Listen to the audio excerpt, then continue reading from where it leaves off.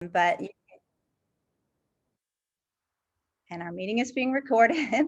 I hope that's okay with everyone. We'll be able to share this recording later. Use the chat button to introduce yourself. Just put your name and where you're located. That would be helpful to know, and your congregation or organizational affiliation if you have one.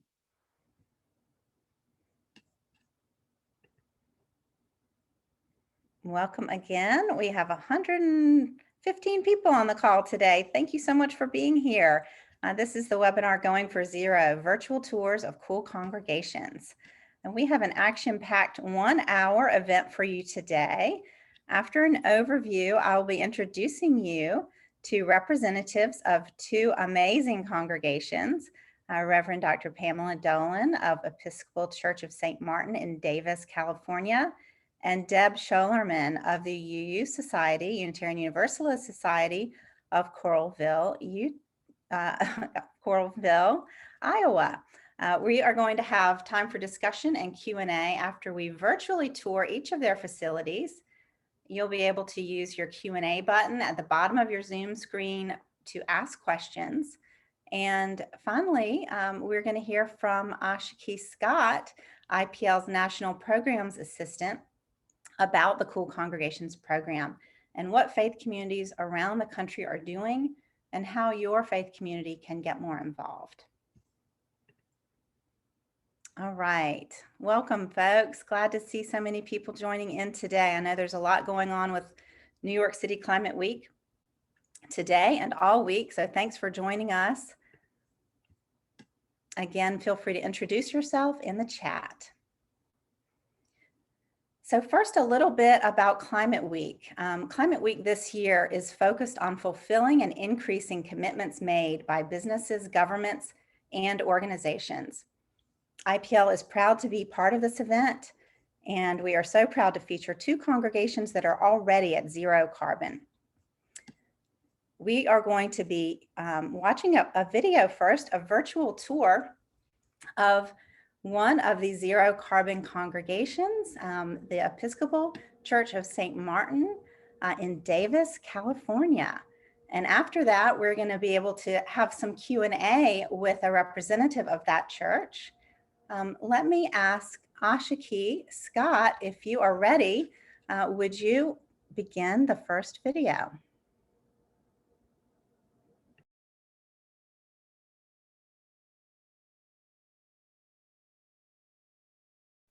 Can everyone see the video?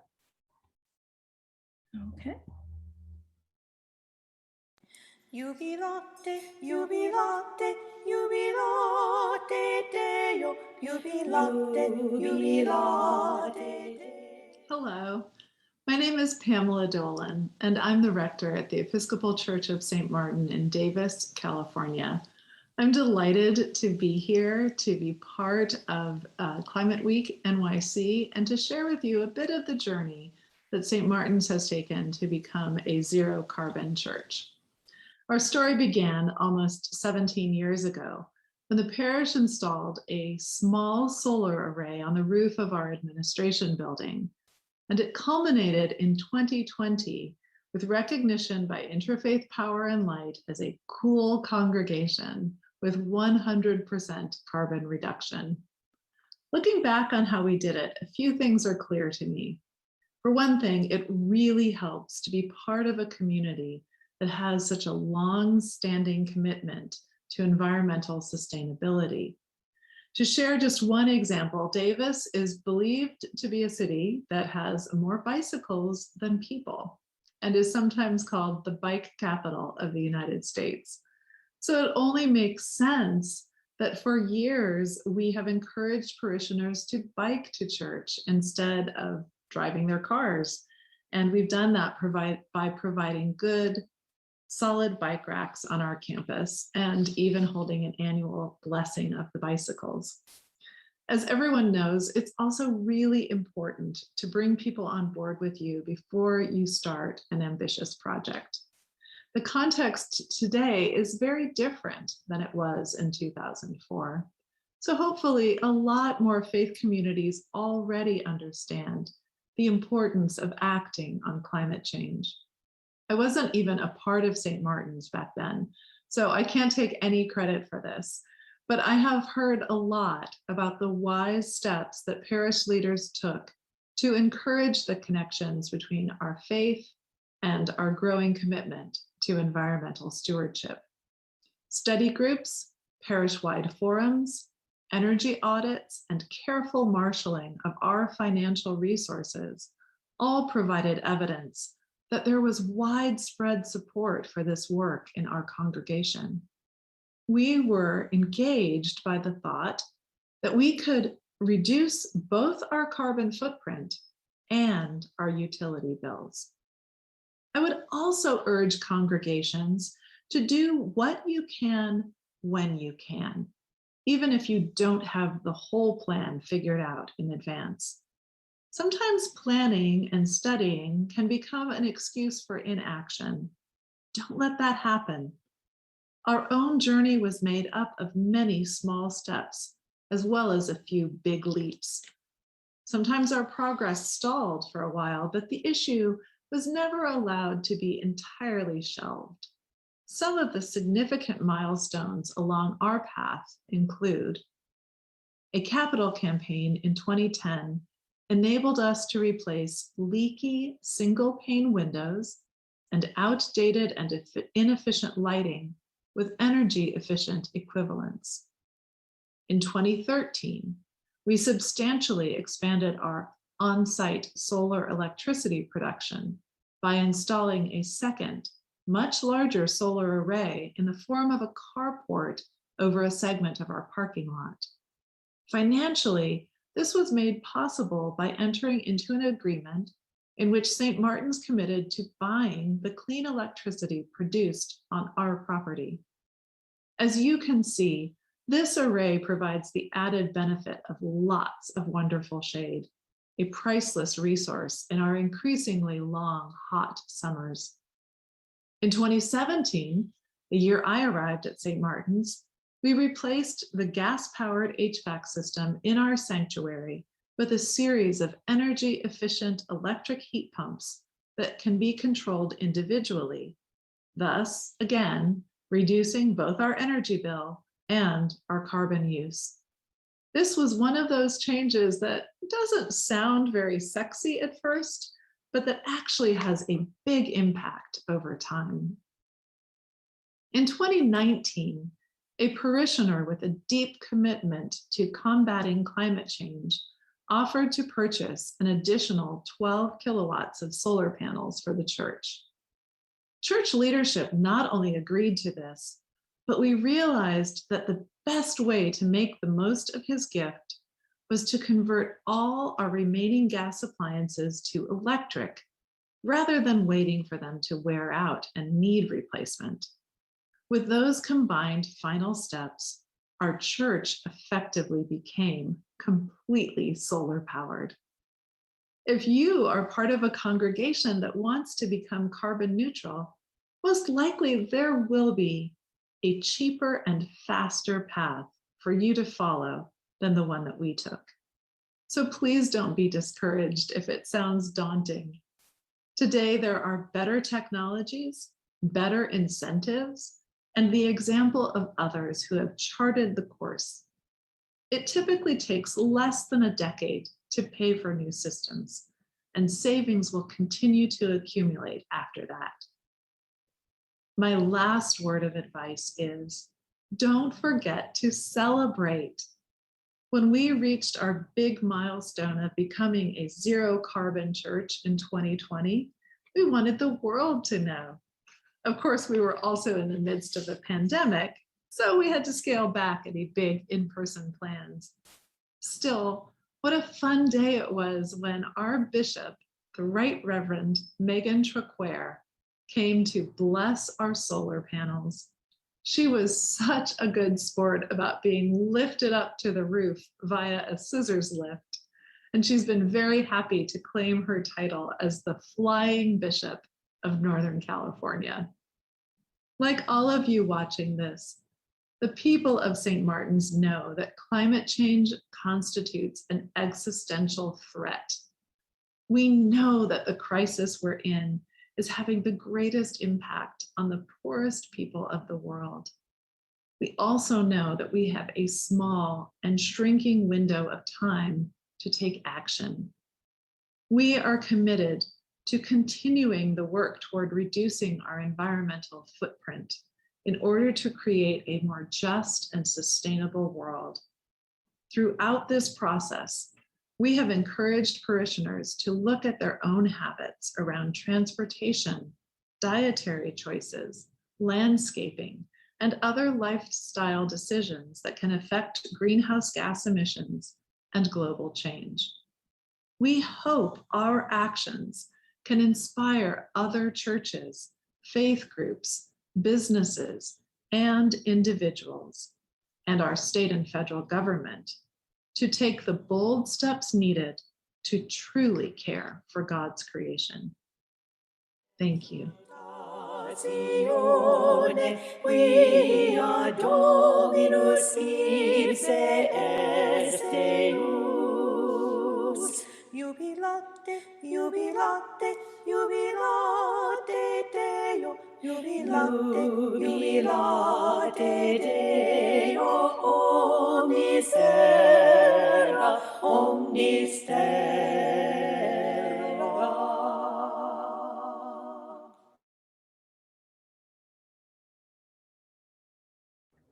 Thank you, Ashiki. And now I am pleased to introduce the rector of that amazing congregation, Reverend Dr. Pamela Dolan, joining us from Davis, California. Pamela, that was wonderful to see, to have that virtual tour of your church. You all have done so many inspiring things. And I just want to say, knowing how hot and sunny it is there in Davis, I think that shaded solar powered parking area is brilliant. Could you start out by just telling us a little bit about what inspired you and the whole church community? Because I know the project started even before you joined the church, although you helped them get over the finish line to zero carbon. But what inspired the group to get started? Thank you, Susan. It's so wonderful to be here and to be able to share a little bit of our story. As you said, I wasn't even here. It was a great deal of the work was done before I arrived 4 years ago. And as I've talked to people, it sounds like really this was a ground up project. So there were a couple of people at first, maybe a small handful, who were understanding the need to make some big changes very early on. I think before it was quite such a widespread conversation in our culture. And so they didn't necessarily say, let's go carbon zero. I don't think that was even really a thought at the very beginning, but it was, what can we do? How about some, like, solar panels are starting to pop up around us. What if we did that at church? And so it was really sort of, let's start where we are. And one thing then motivated people to try the next thing. I believe a while into the first couple of projects, we had a conversation early on about, could we become net zero? And at the time, the leadership felt like that was a big ask, and they weren't quite ready to commit to that. But I think that ground up movement of people just, well, let's do what we can, and then let's see what the next step is. And as more of the congregation realized that it was having a good impact and a big impact, even to do small things, then that encouraged them to get behind the next step and the next step. And then the leadership really came on board after that. Mm-hmm. Led by the grassroots, as so much progress is, your members. I wonder, I like how you said in the video, you didn't the group didn't get stuck in analysis, which happens so much. Like, well, what is the very best, the very most important thing we could do? And then you kind of have this paralysis by analysis. But I love that you recognize that, your group recognized that, and you just move forward. Can you tell us any more about how the project was financed? Yeah, we we did an analysis at the end and realized that when you added up all the things over those many years that we've been at this, that it probably cost us about $100,000. Now, not all of that came directly out of our budget. We had a lot of help from parishioners who made individual contributions. But then we also looked at how much it was saving us, so we were able to think, okay, in a typical year, we would have been paying about $15,000 in our energy bills. And we are now down to $5,000 and actually probably moving even down further. So what that means is it will soon have paid for itself.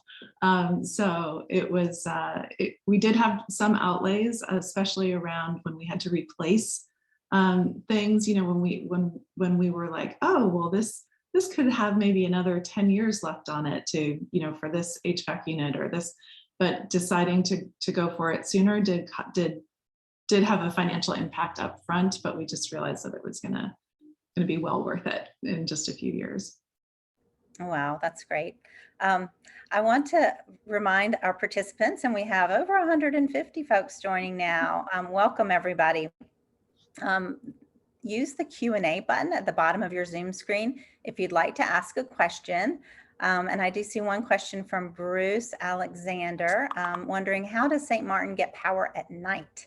Are you hooked into the grid? We are. We're not totally separate offline. We put power back into the grid and take power out of it. Okay.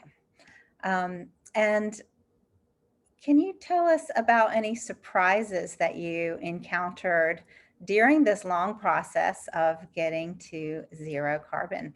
Maybe one happy surprise, perhaps, is that it would pay for itself. Right. Lots of good surprises about, as I said, sort of once you get started, how much momentum can build. For me, coming here more than halfway through the process, I think it was a surprise. Well, I could say a few things. One is that I was not prepared for how much it would affect my own faith journey and my preaching and just how I see the world now. So I was certainly attracted to St. Martin's because, in part, I knew how much they care about the environment and how much real work they were putting into this area.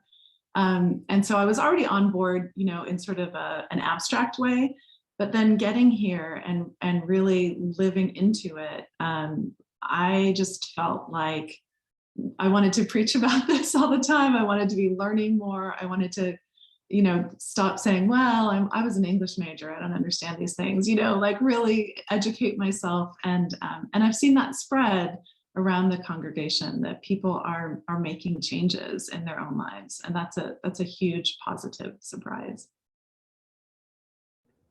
That's great. Let's see, we have another question from Susan Gorman Chang. Do you have a battery backup? We do not.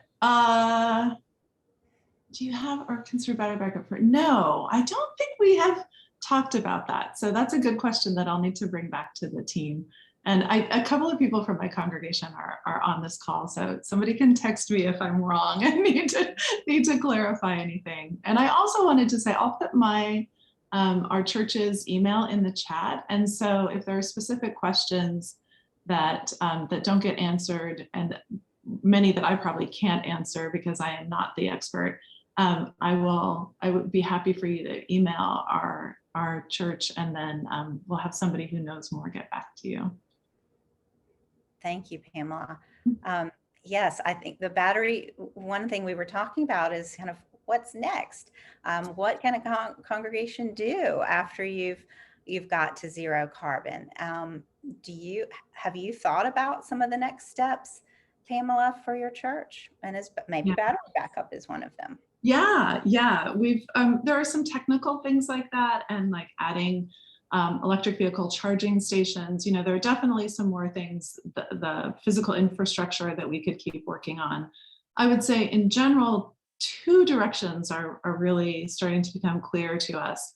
I think one is about what else we can do, either physically or in other ways like advocacy, that goes beyond just not producing emissions, but also thinking about how we sequester. So our landscaping would be one thing, our own landscaping, and also the landscaping that we're encouraging others to do in the congregation. And so we've become very interested in the last year or two on things like, we have a project that we're calling Healthy Soil, Healthy Plants, Healthy Communities. So we're not sort of like, okay, we're not producing emissions, we're done. We're trying to think of how you go beyond that. The other thing that I would say is that we're really trying to figure out now how to move this sort of within. So we're Episcopalians, so we're part of a larger church structure, and we would like to have this spread around our diocese and our region. We have these regional groups called provinces, and some dioceses are making it an explicit priority. There is a diocese near us that is saying every church needs to have solar panels by the end of, I think it's next year. We don't have that kind of policy level work happening in our diocese, and so I think that's something we're really hoping to engage with more, is how do we spread it out beyond St. Martin's? And we think that the denominational structure is probably the best way to be working on that. Great. And of course, even beyond your diocese and beyond the faith community, right? That's why we're part of Climate Week for New York City, and highlighting your congregation and the UU Society of Coralville, because you all are setting the pace. And I love that you've gotten to zero already. This is what we need countries, we need companies around the world to commit to. And right now, in the lead up to the COP26, countries are debating can we get to net zero by 2050? But you're really showing that it's possible. We can do it much sooner. And certainly we need to, based on the recent UN report that was termed a red flag warning for humanity, given the pace of global climate change. So it's really inspiring to see what a small congregation on a limited budget can do, where there's faith and commitment. Thank you so much for that virtual tour, Pamela. And I hope we'll have time for a few more questions, but I know it's about time for our next virtual tour. Ashiki, would you please begin the video about the Unitarian Universalist Society of Coralville?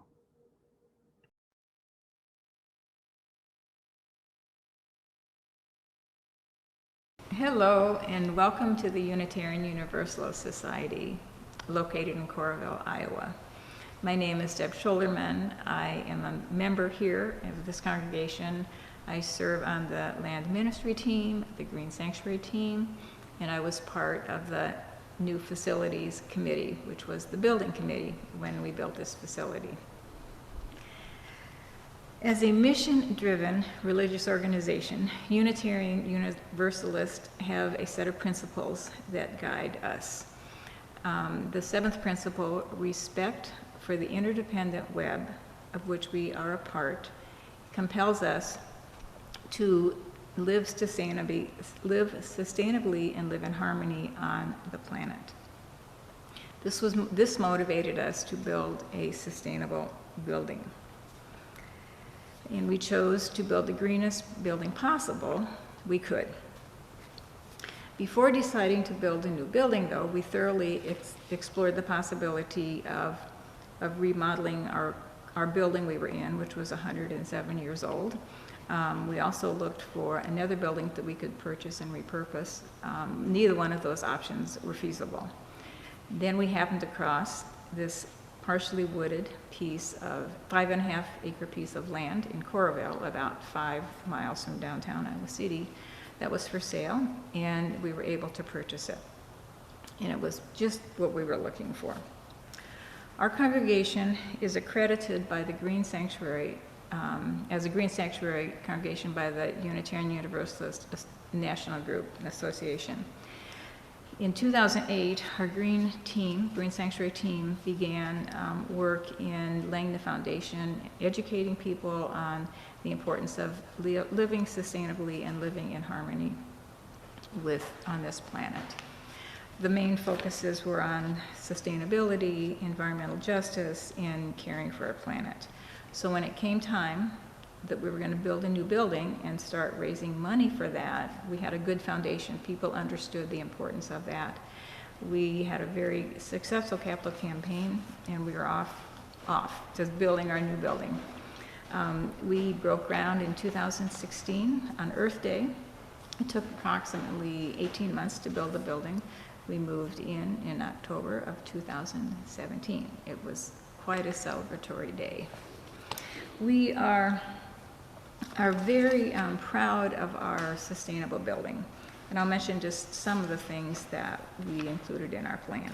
The biggest thing is all of our energy is produced on-site and it's renewable. We use no fossil fuels.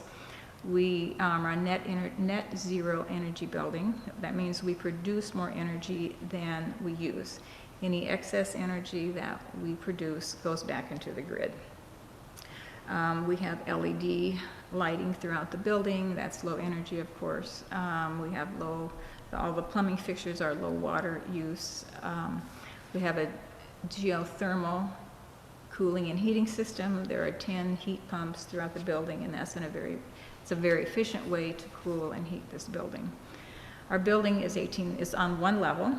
Along with wanting to be sustainable, we wanted a very accessible building. So we have a one-level building that's 18,455 square feet. We're very proud that we have a functional building that's fully accessible as well as being very beautiful. And we're always proud to show it off and share it with the community. We have in the parking lot 4 charging stations for electric vehicles, and we're hoping that in the near future we'll have to add more as more people move toward driving electric vehicles. We have 3 bioretention cells that manage our stormwater runoff. Those are planted with native grasses and pollinators to attract, pollinating birds and bees. One of the biggest decisions we made, I think, was to limit the size of the parking lot to 75 spaces, which usually is not enough for a Sunday morning. We encourage people to walk if they live close enough, to ride their bikes, carpool, or park in 2 nearby parking lots that are available for our use on Sunday morning. Because we limited the parking area, that left other green space for other possibilities. In the front, most of our solar array is on the ground in front of the building on the west side. There's a beautiful labyrinth, which is on the other side of that sidewalk. This we share with the public. Anybody is welcome to use it. This finished a couple weeks ago a memorial garden, which is on the back side of the church. There's a playscape that's under construction that'll provide natural play areas for the children in the community as well as our congregation. We have trails that people love to walk on, and approximately 6 acres. We have an additional 3.5 acres that's connected, and so we have almost 6 acres of trails that people can walk on. We are continuing to learn to live with the wildlife on our land. We have deer, we have turkeys, there's a woodchuck that lives out there. We see his hole periodically, and sometimes he's waddling around.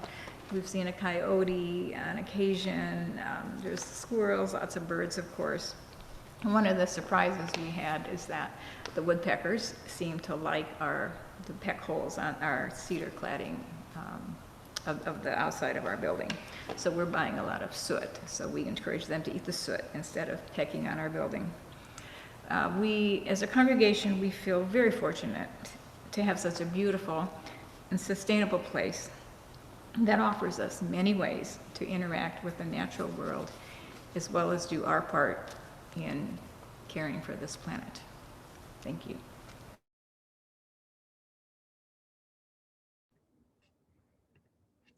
Thank you. And now I am pleased to introduce Deb Scholerman. Deb is a longtime advocate of climate action in her congregation and the wider community in Coralville, Iowa.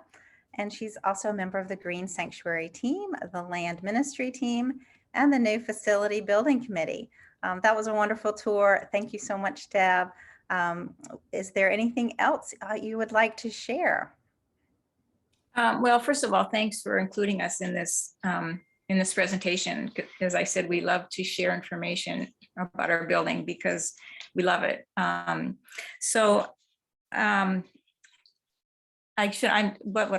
else would I like to share? I'm going to just go from one of your questions. What surprised us? And I was thinking about that, and I think probably the biggest surprise was when we started raising money in our capital campaign. People were ready, and we exceeded our expectations in our capital campaign. People wanted to do this, and they were ready. It took us over 20 years to make the decision to finally leave downtown and build a new facility. It was a process, a long process, but we had good participation from all of our congregants, and that was very rewarding. That is so encouraging. Yes. I also love that you made space for wildlife and that you limited yourself to 75 parking spaces. I'm sure that was a difficult decision, but great to see that you have the EV charging there too. And are your congregants getting EVs and using those spaces? Yes, I think often on a Sunday morning, when we were having more Sunday morning gatherings, all of them would be full, and would be, in use. And we are investigating installing some more. Somebody asked earlier in the question about batteries. We are also investigating battery backup because we don't have that right now either. But when we planned the building, we did leave space in the mechanical room, a wall for batteries. So Great. we're investing that possibility right now. Great, good planning. And since there was a question earlier about heat pumps, can you tell us how those work? I know it probably you have some cold winters, and do the heat pumps work well enough to heat your facility? And can you tell us a little bit about how this works? Well, I can't tell you lots of the technical, but what I do know is that the heat pumps are connected to the geothermal system. And together it's an efficient way to heat. We can have, since there's 10, we can have different temperature settings in different parts of the building. And we can program them so the classrooms are only heated starting on Sundays, for example. The offices are kept at a warm or cool temperature when people are at the office. So yeah, we can, it does work for us here in the cold and the hot weather as well. But I know it's all connected to the geothermal system. And then under the sanctuary and fellowship hall, we have radiant heat pipes as well. And that's part of the geothermal system. Great. So it means you don't have to use gas or coal or oil for heating. So that's no. And this was a couple of years ago, and somebody was working on the budget, and they said, well, where's our gas bill? I said, we don't have a gas bill anymore. It's all electric bill now. right. And I think Pamela mentioned I don't remember these numbers exactly, but when we had an old drafty building downtown that was 5 different levels, and that heating bill was probably close to $20,000 a year. And now we are about $8,000, would you say $8,000? Maybe, yeah, about now. That's our heating and cooling bill now. When we built this building, the 2 priorities, we had several priorities, but the top 2 were accessibility for everybody and sustainability. Those were the 2. And we have both of those, plus a beautiful space. It is beautiful. And here's a good question from Peter McLaughlin that is not a technical question, but about the spiritual faith and religious connection. And Pamela, you can jump in and help answer this one too, but he's asking if you could say more about how this work differs from what a store or a bank might do. And I think he's speaking to, the inspiration for this work. What inspired your church community, your faith community to do this? So we have 7 principles. The first one is the dignity and worth of everyone. And the 7th one is the interdependent web, of which we're all a part. So we're motivated to respect that and to take care of not just us, but the planet and where we live. So it's part of our principles.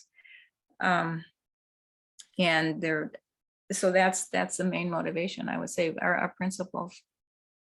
And for us, I think it's fair to say that the Christian church community took a while to get to this point of understanding that it is actually basic to our faith to care for creation. I always go back to stories in Genesis, and although those have been misunderstood and sometimes intentionally misinterpreted, what I get out of those is that it is a primary vocation of humankind to tend and to care for the earth.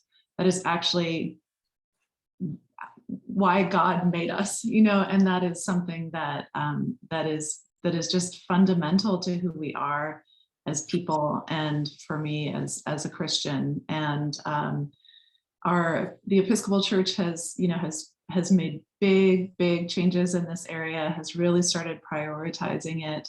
Creation care is on on the church's homepage with the presiding bishop right up behind it. But it's really been there all along, and it's just taken us a while to recognize that this is being a faithful person.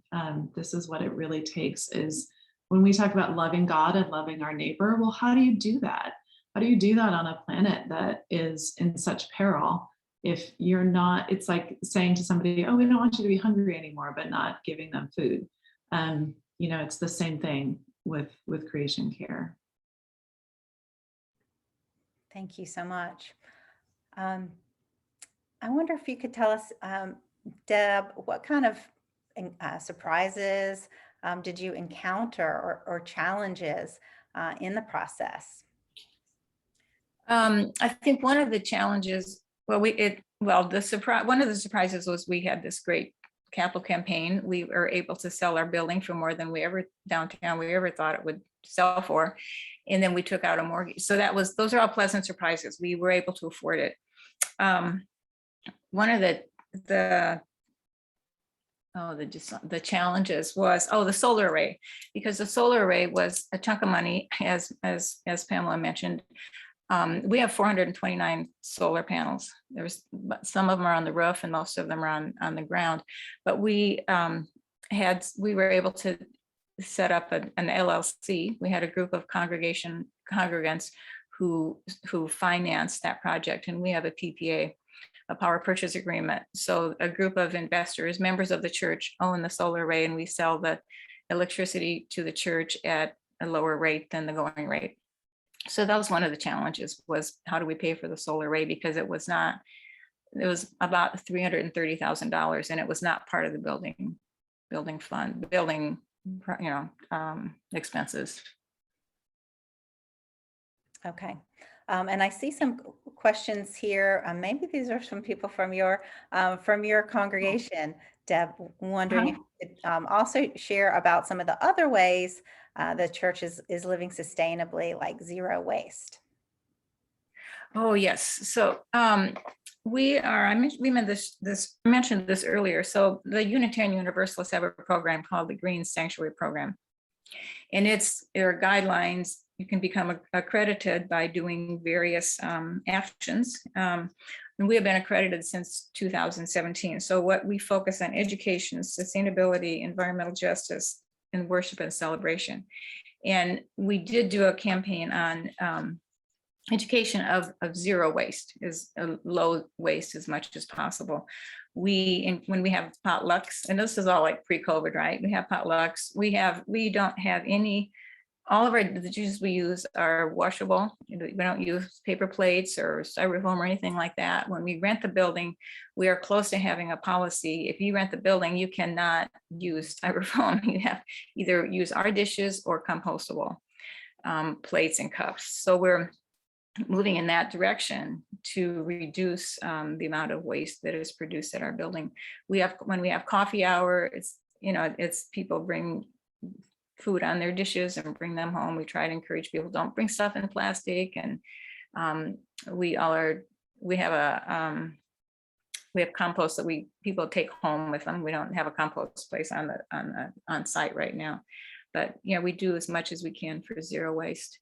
The next process, the next steps for our Green Sanctuary team, since we're up for accreditation, will involve 3 areas. One of them is carbon mitigation.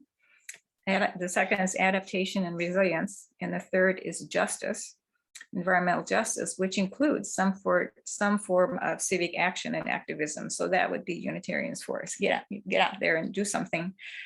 So we'll start that education, and I guess it's the education process with the congregation probably this year. So we plan to have an all congregational read on we think right now we're going to do the book All We Can Save, which is edited by Catherine Wilkinson from Drawdown. We have a team from our church who has done over 15 Drawdown presentations via Zoom. A lot of them in Iowa, some of them outside of the state. So we have sent some people up to Line 3 to protest the continuation of Line 3 in northern Minnesota on indigenous lands up there. So we will we'll continue. I think as one of our members said, we got this building now that's net zero. Okay, so now we're done. Well, no, we're not done. There's a lot more things to be done. And it's being active and in whatever way you can. And we had done the co-congregations program earlier, and I think probably it's time to do that again to encourage people. What are you doing in your own home? How can you reduce your carbon footprint? Because we've done it at church now. What are you doing at home? So it's a continual process, I think, of communicating with people, educating, encouraging. So yeah.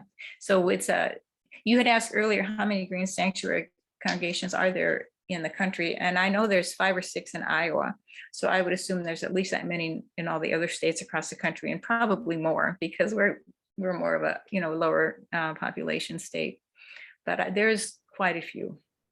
That's great, and thank you so much for that, Deb. And I'm glad you mentioned a cool congregations program, because we do have ways for people to measure their own household emissions. So hopefully once your congregation, the faith community sets an example of reducing emissions, then people in the congregation also can do that at home. So of course, there's lots more we can do. And we are going to hear from Ashiki Scott, our National Programs Assistant with Interfaith Power and Light, next, about the Cool Congregations program and what congregations all over the country are doing to get certified, to reduce their emissions, to measure their emissions, and to set goals. And we may have a little bit more time for questions too after that. And then we have a question from Ralph about climate refugees and climate migration. We've talked about battery backups and kind of what is the next step in building resilient communities, and how can faith communities play a part in that.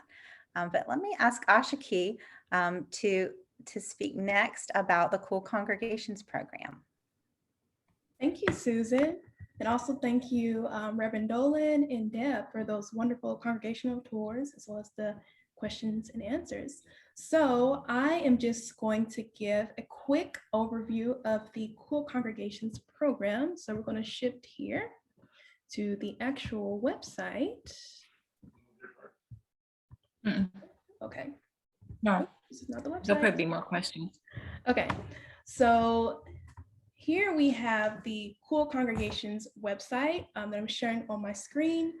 And there is a little construction in the background of it. That's kind of annoying, let me know. But yeah, so essentially Cool Congregations is Interfaith Power and Light's unique Earth stewardship program to help congregations and their members lower their carbon footprint as an act of faith. This program educates, inspires, and can even help you save money. And now we're here on the homepage. And so we're just gonna scroll down here to on the far left right here where it says startup kits.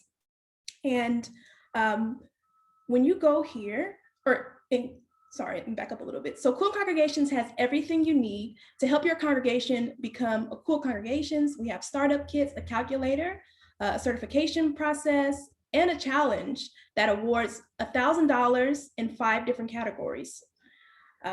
You can offset your remaining emissions by planting trees through Interfaith Power and Light's faith-based programs, and we'll talk about that a little later.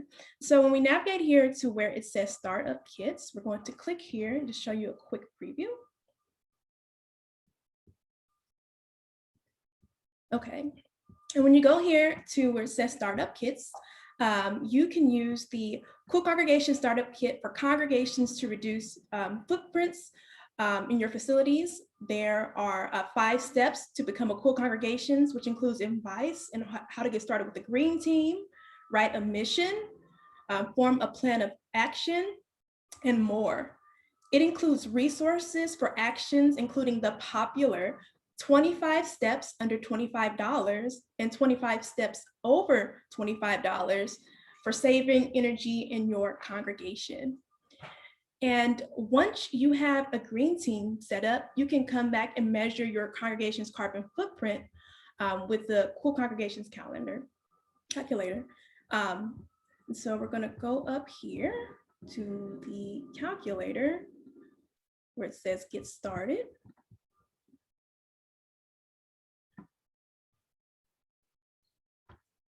Okay, so when you go to the calculator, the Cool Congregations Congregational Calculator measures the footprint of your congregation's activities in 4 different areas, as shown here on the screen. And that includes facility, transportation, food, and procurement. And you can click here to download the checklist. We don't have much time to go through all of the details, but I'm just giving you a visual overview here. And when it comes to the Congregational Calculator, you will have to make an account to get started with the process and accessing the actual calculator. And you can learn more about the Cool Congregations Calculator from the creators of the tools at Cool Climate Network in a webinar here, and I'm going to drop that in the chat. Let's see here. So we have the link in the chat. Oh, sorry, did it get over? Yeah. Oh no, I don't think it, okay. Sorry, I'll get that for you. Stuff here, modern technology. Okay, this should be the exact link here. And we'll also include the links in a follow-up as well. And so after you've entered your information in the calculator, you can download a handy report of your facility's footprints to share with your green team and governing board. And you can just kind of check this out when you have time. There's a lot of different categories you can check out here. And next, we're going to go back up to the top of the website and go back to calculators. And there's also a household calculator that we have available.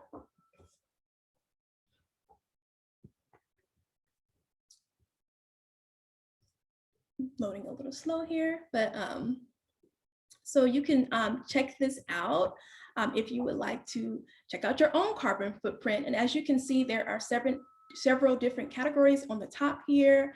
For example, if you click over to travel, you can check out your emissions from your vehicle, whether it's gasoline, diesel, or electric vehicle, home, food, shopping. And also, if you notice here, there's a take action little button. And there you can learn about our carbon covenant program, which allows you to be able to donate towards planting and protecting trees in Tanzania, Cameroon, Ghana, and Cambodia. So be sure you check that out there. Okay. And we're going to go back up to the top and check out the certifications tab. So we're going to click there. So after you've taken steps to reduce the emissions of your congregational facility and your own household, you can be certified as a cool congregation. If you've reduced by 10% or more, you qualify for Cool Congregation certification, and we invite you to apply. It's totally free. And there's the apply, but you can download the questions, and there's also the apply button right here. There are several levels of certification, and we invite you to return and up your certificate as you reach milestones on the way to 100%. IPL amplifies the impact of a certified congregation's accomplishments by posting a story on the Cool Congregation's website and through social media. Certified congregations receive a certificate suitable for framing, plus a window cling to place prominently in a window of your facility to show your community that you're leading the way in caring for creation. And as you can see here is an example of a plaque. And if you scroll down real quick, you can see some of the different categories for emissions reductions. And one that I would like to highlight, but we don't have time to go fully through, is Salvisa Christian Church. Reduced their emissions by 30% without installing solar. They did it all through like retrofitting and doing energy efficient upgrades in their building. So if they can do it, anyone can do it. So feel free to check them out when you have time. And we just have a couple of minutes here. We're going to go back up to the challenge and talk about the Cool Congregations Challenge real quick.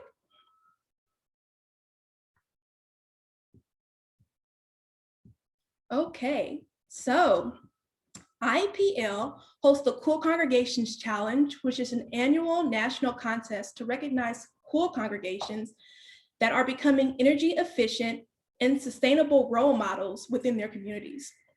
There are no fees to enter, and IPL awards $1,000 for the winners in 5 different categories. So if we scroll down real quick, here are the categories that we have.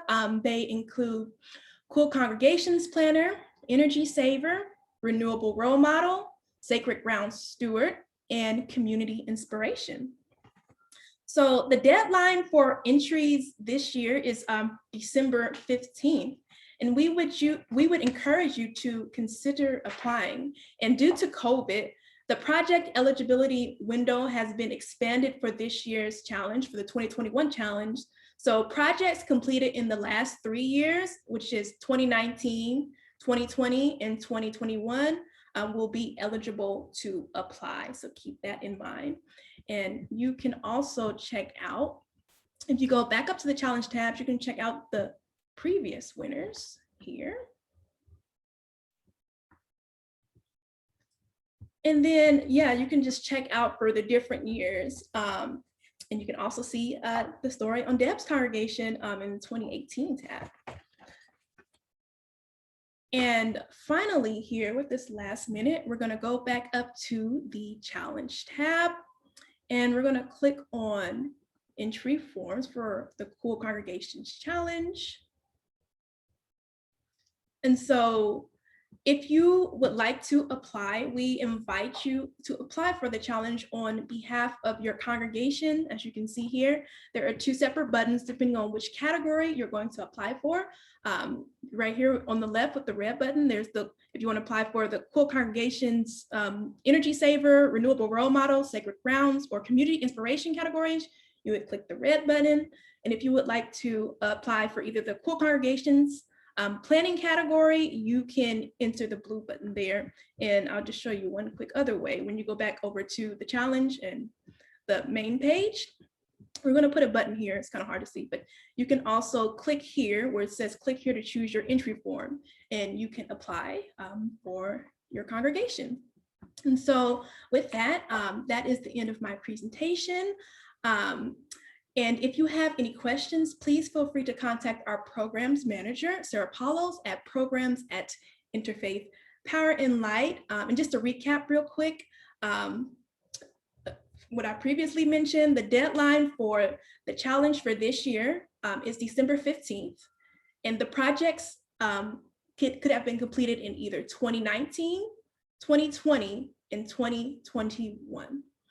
And also when it comes to the certifications, click that tab real quick. Certification applications are taken any time of the year, so please, again, feel free to contact Sarah Paulos at programs@interfaithpowerandlight.org. And that is it for me. Thank you very much. Thank you, Ashiki. Yes, I encourage all of you who are part of this webinar, if your congregation has taken action, or even if you're just planning, there's a category for cool planner. Please consider entering the challenge this year, and you can get all sorts of information there on that website. Thank you so much for walking us through, Ashiki. Do we have any last burning questions for our panelists? I know there was a question about solar panels on the ground versus solar panels on the roof. Deb, you have some of those. Is there anything you could say about why you have solar panels on the ground and what the cost differential is? We had the space on the ground, and we might have put more on the roof. We only had one part of a flat roof. We have 149 on that part, but we had a slanted roof and probably wasn't pointing to the right direction toward the sun. But again, we had the space, on the ground. Okay. Somebody had a question about the energy. So we have Lynn County, when we produce extra energy, what happens to it? We have to buy energy when we need it in the wintertime for 12 cents a kilowatt hour. When we sell it to them, when we overproduce, it's 3 cents. So it's not a very fair exchange. But Mid-America, which some of us have in Iowa City, they calculate it at the end of the year, and we have solar panels on our house, and it comes out pretty even every year because they calculate it every month, but they don't reconcile it till the end of the year. So power companies do different systems for those who have solar panels and the energy. Yes, thank you for clarifying that. It does vary around the country. And then often you don't get paid as much for the solar that you produce as energy to buy. Pamela, or either of you have a last word that you would like to share? I'm just so happy that faith communities are getting on board and in some cases leading the way with this work. And I really think that every step that you take and that we take leads to greater change and more impact. And I know that our whole way of being is changing, and that needs to happen everywhere. So I learned so much from Deb this morning. I feel like every time we get together, we can learn from one another, and that's what we're here for. That's how it works. So thank you for this opportunity, and I can't wait to keep connecting with Deb and with others who are doing this great work. Thank you. Yes, we do learn from each other, and we are getting a lot of inspiration from both of you right now. Thank you so much. I know our attendees have appreciated it. I know we didn't get to quite all the questions. Please follow up with us if you have another question that you'd like for us to answer offline. We will try to do it. If you would like to put your comments or appreciation for our speakers in the chat, please do so. And I really appreciate everyone joining us today. There's a lot more fun and interesting events happening with New York City Climate Week this week. Check out the link I put in the chat. Go online and see what else you'd like to sign up for. Most of the events are virtual. Thank you, everyone. Thank you, Ashiki. Thanks to everyone who joined. Thank you, Pamela. Thank you, Deb.